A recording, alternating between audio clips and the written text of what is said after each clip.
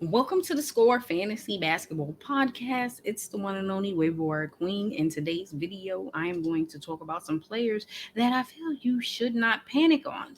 These players are some top dogs, and they are not performing at the level in which you drafted them. But you should not panic because they have the capabilities of stepping it up, and they should step it up as we move forward throughout the season because it's only what 3-4 games in the season, so we shouldn't panic, right? We don't want to hit that panic button. Hit the like button and subscribe to the channel for more on fantasy basketball. Let's get right into it and talk about these three guys. So Devin Booker, right? Woo! He has that finals hangover or that finals disappointment or that I was playing well and then I fell off in the finals. I don't know what he has going on, but he has something going on and it's not good for what we are trying to do. But you know what?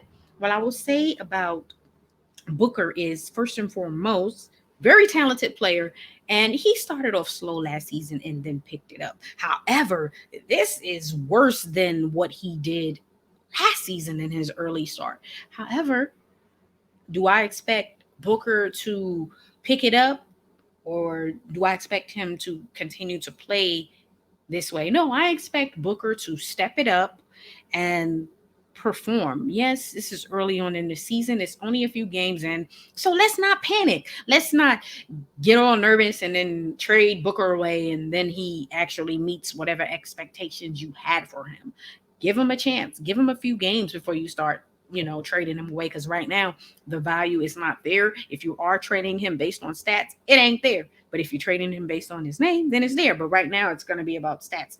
He ain't producing. He's not producing Booker stats. For his career, he's averaged 22 points per game. Right now, he's only averaging 18 points per game. That's going to improve. What has uh, alarmed me is the fact that he's only shooting 39% from the field when he is a career 45% shooter. However, I do expect that to go up, and long term value is there, and long term for the season his shooting percentage should be in that 44-45% range. So let's talk about what he's doing this season. So far, 18 points per game, 4 rebounds, 4 assists, 39% field goal percentage, and 33% field goal percentage from threes. That is really terrible for Devin Booker standards, but yeah, just a slow start because he had one last season. I'm gonna say this is a hangover from losing in the finals. Once he pick it up, guess what? It's going to be great, and you are going to be happy that you didn't just panic and trade him away. You stayed the course, and he's producing. He's going to increase his points. It's not going to stay at 18. He'll be back within his 22-point range. He averaged a little over 25 points per game last season, and you can expect that 18-point total to increase. That's going to increase. So he's starting off slow. He did the same thing last season, and I'll tell you, I had him in the league, and I was frustrated. And I'm like, what the hell going on with Devin Booker? But I never thought about trading him because I knew what he was capable of doing, and I stayed the course. And as the season progressed, he got better and had a hell of a season. So don't panic. Don't hit that panic button and move on from Devin Booker.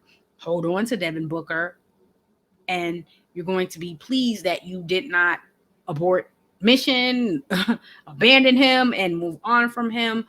Give him an opportunity to redeem himself from this slow start. He's having a slow start, and we haven't played many games. So when I look at the fact that we played less than 5 games, I'm looking at it as, well, it's not enough sample size for me to say, oh, throw away Devin Booker. No, Devin Booker is a lethal scorer, and he's efficient at scoring, and we're not going to throw him away, and we're not going to panic. We're going to stay the course and hold on to Devin Booker, because that 18 points, 39% field goal shooting percentage, and that 33% percentage from threes, it's going to increase. And we're going to hold on to him and reap benefits and reap the rewards for holding on to Devin Booker. Let's talk about Michael Porter Jr., who I was super high on to start the season. I'm like, yeah, Porter is going to average 22, 23 points per game. Those 7 rebounds, I love to see them increase to 10. Well, when I tell you that Michael Porter Jr. is stinking it up, he's stinking it up for real. He's only averaging 11 points per game, 4 rebounds, 2 assists, and he's shooting 38% from the field. Last season, career highs, 19 points, 54% from the field, and 7 rebounds. He's down. I feel like Aaron Gordon is not a good fit, but I do feel like once Jamal Murray returns, that'll help Michael Porter Jr. But if you're in a dynasty league, you don't move on from him. This kid is talented as hell. If he's not going to play defense, he's going to score you some points. And you want a player like that on your team because he can improve on the defensive end, okay? Okay? He can improve. However, someone who's capable of getting you 20, 25 points per game, you don't find that often in a young talent. And when you do, you hold the course. When you're in a dynasty league, you're like a GM and you're running your own team. You got to think like that. You can't just abort mission. Okay. In a redraft league, I would hold on to him to see what he's going to do. I feel like those numbers are going to improve drastically. I projected he would average 23 points per game and a double. Obviously, I didn't expect him to start the season off this slowly and to shoot under 40% from the field. But nonetheless, this is where we are, and you don't give up on him. I have him in the league. I'm not giving up on him. I am starting him with confidence because I know once he goes off, it's going to be great, and I'm going to reap the benefits of that. I'll be rewarded with him going off. These players on this list are players that are capable of just going off and getting us 50 fantasy points. Okay, so you don't give up on those players easily. Okay, you don't trade away Michael Porter Jr. just because it's 4 or 5 games in the season, he's not playing well, so let's move on from him. You just don't move on from him that easily unless he's just that bad, and he's very talented as a GM, because I don't care if it's in a redraft or a dynasty league, you are a GM and you're running a team and you have to make these decisions, and a decision is we're going to keep Michael Porter because we're not going to panic on Michael Porter Jr. We're going to keep him on our team because he's going to improve drastically. And long term, the value is there and he's going to help our team make it to the playoffs. So we're going to hope. And Bradley Beal. Woo, what I tell you, Bradley Beal stinking it up. He's stinking it up so much. I'm saying he's stinking it up. It's stinky right now, but so what? It happens. It's only 4 or 5 games in the season. Okay, he's shooting over 36% from the field. He's shooting less than 40% from the field. 3-point percentage, only 21%. He's only averaging 21 points per game.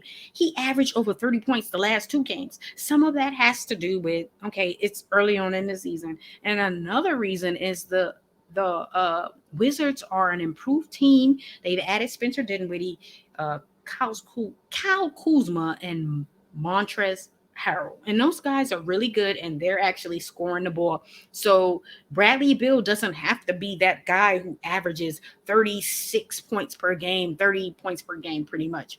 He can be that guy that gets you 25 points, and you have other players to complement that and play well as well.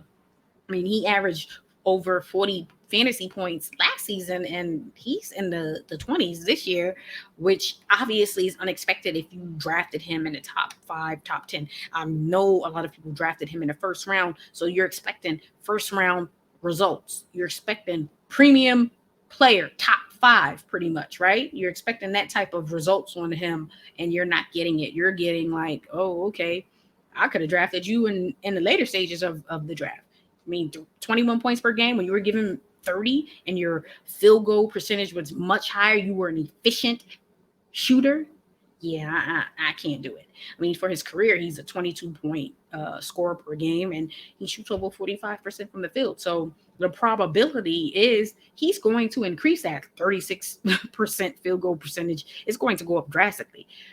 3-point field goal percentage, he's at 21%.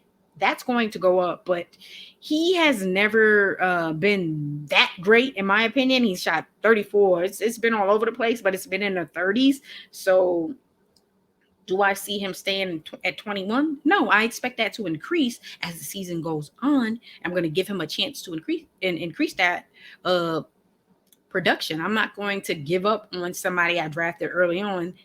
I'm going to keep him because I expect him to improve. However, you do have to keep in mind that you have to change your expectations. Just because someone went off and scored 30-something points per game last season doesn't mean they're going to do that this year. And you got to analyze the roster. The team is better. The roster is better. So expectations are that he is not going to have as many shots. Those shots are going to be rationed to other players, those good players I just mentioned.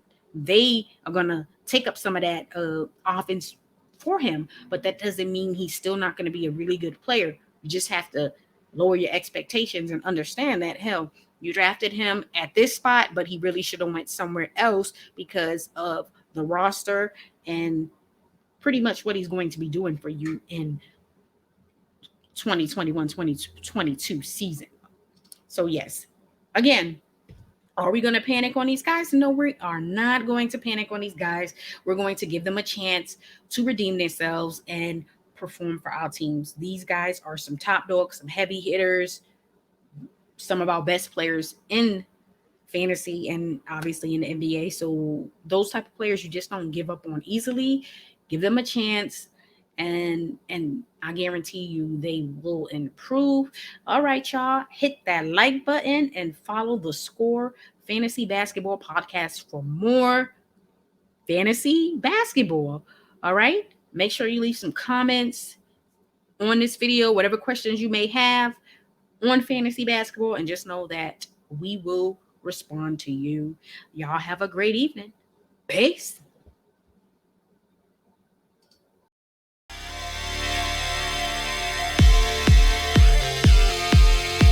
Thanks for listening to The Score Fantasy Basketball Podcast. Be sure to subscribe to The Score for more fun and great advice on how to win at fantasy basketball. And if you've got comments or questions about The Score, send them to waiverwirequeen@gmail.com. The Score.